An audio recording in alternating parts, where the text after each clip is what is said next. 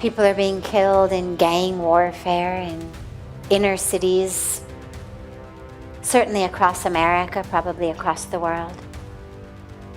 Women are being raped. Girls are having their genitals cut. And this is stuff that's been going on hundreds and thousands of years.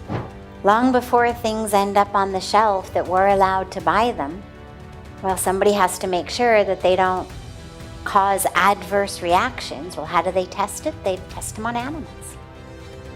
Rivers are being polluted and dried up. Trees are being cut down. Indigenous people have been losing their homelands for far too long.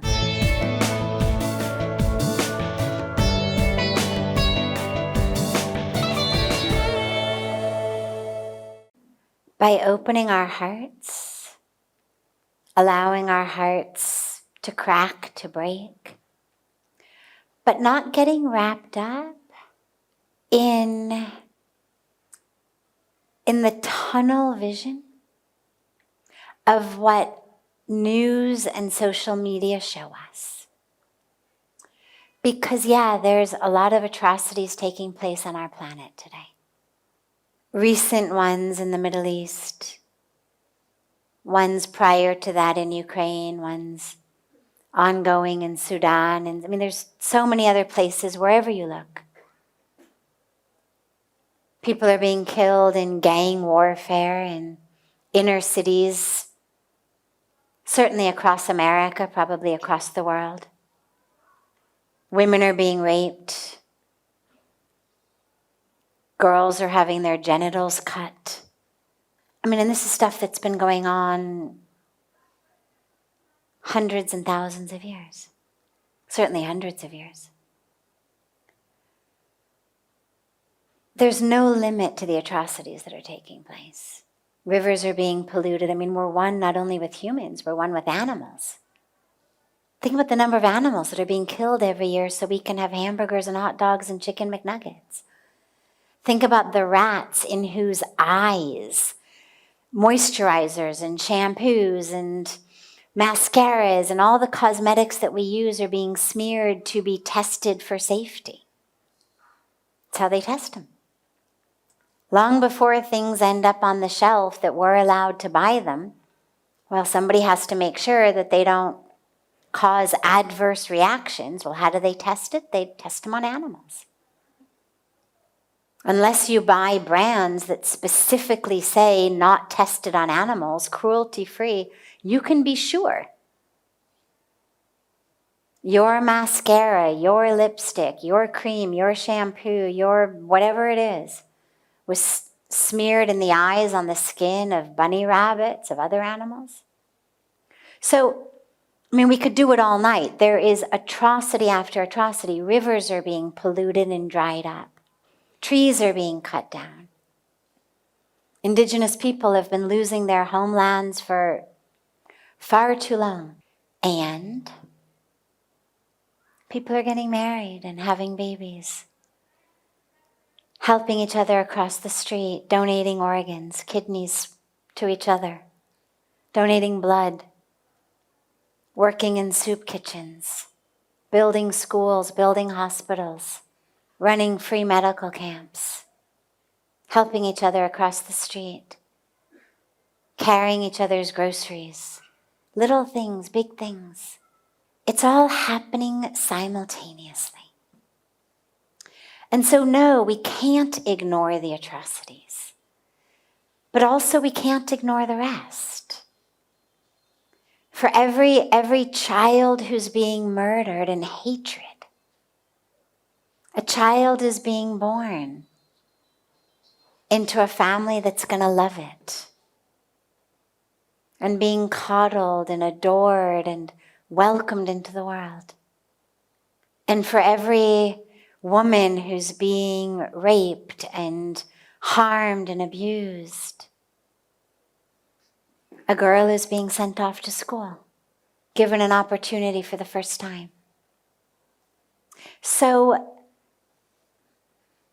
we must act in whatever ways we can to bring about peace and love and equality,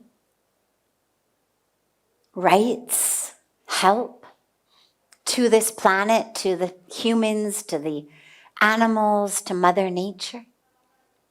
But we also must not lose our minds, because when we lose our minds, we become not only miserable and crazy, but we become completely ineffective and ineffectual at helping anyone. If I am so filled with rage and hatred about what those people are doing to my people, or even just what those people are doing to those people, even if I don't identify as anyone being mine, well, I'm certainly not helping that situation. And what it also does is it gives me tunnel vision to not see the person who really needed help carrying her groceries out to the car. Because I'm so full of anger and hatred and stress at what is happening in some other part of the world that I can't see the beauty before my eyes, and I can't see the opportunities that I have to bring more beauty. So we must open our eyes and open our hearts to all of it. We are connected. But all of it is not only the misery and suffering. All of it is the love and the joy. And to recognize that we have a limited capacity. I could stand in front of a river full of water, but I can only drink a little bit. Even if I want to drink the whole river, even if the river is gorgeous, it's flowing with beautiful water, I want to drink it all, I cannot. I have a very limited capacity in my human body of actually how much water I can take in. I could stand in front of infinite blueberry bushes, and no matter how many blueberries I wanted to eat, eventually I would hit a limit. No more room. No matter how beautiful the blueberries are, no more room. I cannot take any more in. And in the same way, no matter how much we want to help, to heal, to fix, to change, we also have limits. And so we do the very best, the most we can. But we don't feel bad that we cannot drink up the river or feed every empty belly on the planet. We recognize the capacity of this human existence.